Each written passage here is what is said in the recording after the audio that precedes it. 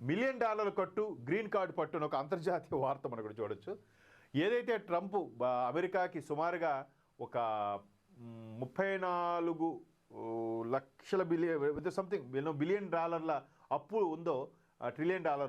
ఆ అప్పును పోర్చడానికి రకరకాలుగా సుంకాలు అవి విధించి చేస్తున్నాడు. ఇప్పుడు కొత్తగా పాకిస్తాన్ టైప్లోనే, పాకిస్తాన్లో కూడా అంతేనట్టు కదా, 80 లక్షలు ఎంతో పే చేస్తే ప్రభుత్వానికి పాకిస్తాన్ యొక్క శాసనసభ్యత్వం ఇచ్చేస్తారట. అక్కడ ఎవరు ఉంటాడంటే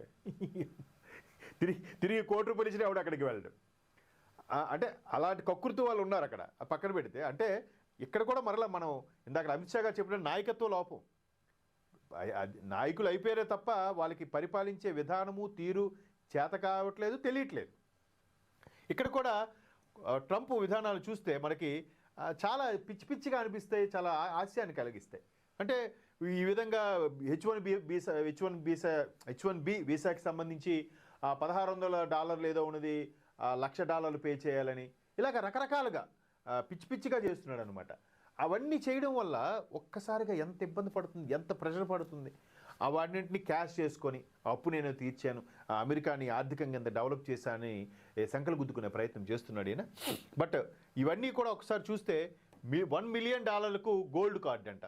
ఇవన్నీ చూడండి ఎలాంటి, ఇక్కడ ఒకసారి ఒక ప్రధాన పత్రికలో వచ్చిన వార్త, $1 మిలియన్ గోల్డ్ కార్డు విక్రయాలు ప్రారంభించిన ట్రంప్. పైగా ఆయన ఫోటో. ఆయన శాశ్వతంగా ఆయన ఉండిపోతాడా? లేదంటే మొట్టమొదటి అమెరికా అధ్యక్షుడా? లేదా అమెరికాను స్వాతంత్రం తెచ్చిన స్వతంత్ర సమరయోధుడా? కాదు కదా.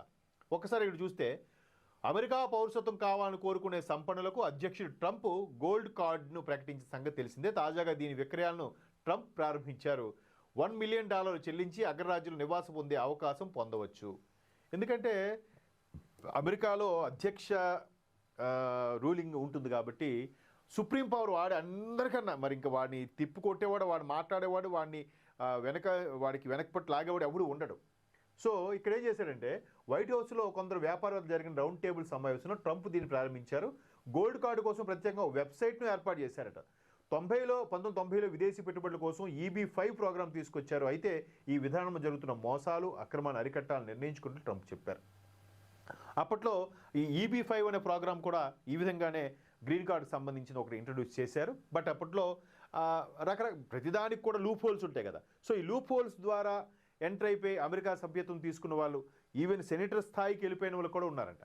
సో దాన్ని అరికట్టడం కంటే దాంట్లో లూప్ హోల్స్ పట్టుకొని మొత్తం మీద ఈ అమెరికాకి ఉండే పరిస్థితులు ఏవైతే ఇబ్బందికర పరిస్థితులు ఉన్నాయో, మొన్న షట్ డౌన్ అయ్యిందో, ఇవన్నీ చూస్తే మెల్లమెల్లగా వాటిని ఓవర్కమ్ చేయడానికి ఈ విధమైన స్టేట్మెంట్ ఇస్తున్నాడు. పైపెచ్చు ఆయన యొక్క అనుచరులు, ఆయన యొక్క రిలేషన్స్ ఉండే ఎంటర్ప్రీనర్స్, బిజినెస్ మ్యాన్ అందరిని కూడా పైకి తీసుకొచ్చే ప్రయత్నం చేస్తున్నాడు. ఈయన ఒక బిజినెస్ మ్యాన్ కాబట్టి.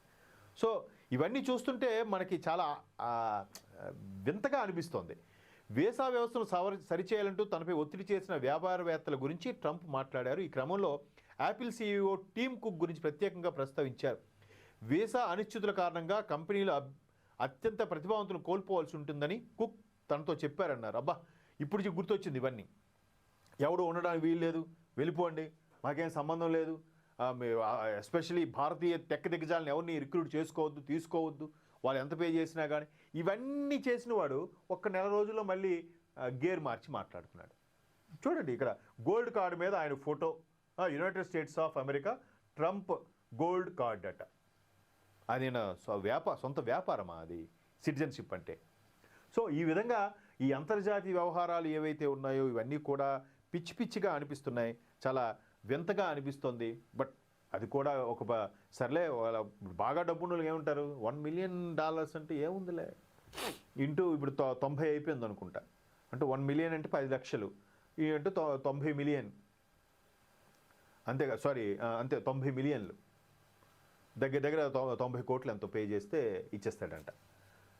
90 కోట్లు 9 కోట్లు సంథింగ్. సో అట్లాంటి పిచ్చి పిచ్చిగా నీ తీసుకోవడం చాలా, అంటే గొప్ప వాళ్ళ వారికి ఇదైతే బాగానే ఉండొచ్చు, ఇలా ఉంది.